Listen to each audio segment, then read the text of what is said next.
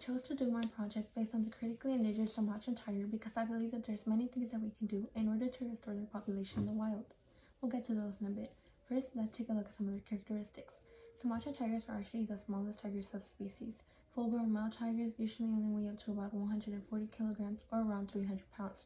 Despite being the smallest out of the tiger family, these carnivores can feed on large mammals such as cattle, deer, and pigs.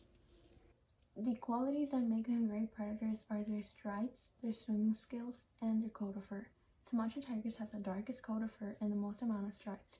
Both of these qualities allow them to camouflage into their tall, grassy surroundings, and their webbed paws is what allows them to be such great swimmers. With less than 400 individuals left, the Sumatran tiger is listed as critically endangered. In the wild, they are only found in the island of Sumatra, which is in Indonesia. They are primarily found in mountain forest, lowland forest, or swamp forest areas. A large portion of these areas has been used for oil palm plantations. In order to clear space for these plantations, land is first burned. This has caused a number of forest fires all across Indonesia. This has made deforestation a big factor of the Sumatran tiger's endangerment. Farmers have also been using these areas in order to grow crops and raise livestock. Controversies have been raised as a result of this, since there's been some incidents where the tigers have been known to feed on their livestock. However, we're failing to realize their actual importance. Since these tigers are such great predators, they help in balancing out the prey population numbers as well. Deforestation is not only affecting the tigers, but also their prey. Due to a lack of food, the tigers are forced to move to different areas. Most of them live in protected areas now, but poachers are able to reach them even then.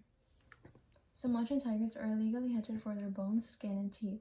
Some parts of their bodies are used for traditional Chinese medicines, but they're also used for luxuries, such as tiger bone wine and tiger skin. There are many foundations that you can donate to in order to help these tigers, but there are also many other ways in which we can help them.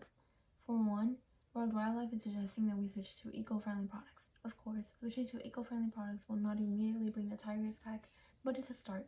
Protecting the habitats in which these animals live in will allow their populations to flourish once again.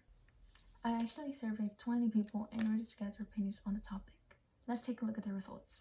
As we can see here, the most popular answer was donating money to supporting foundations. I completely agree.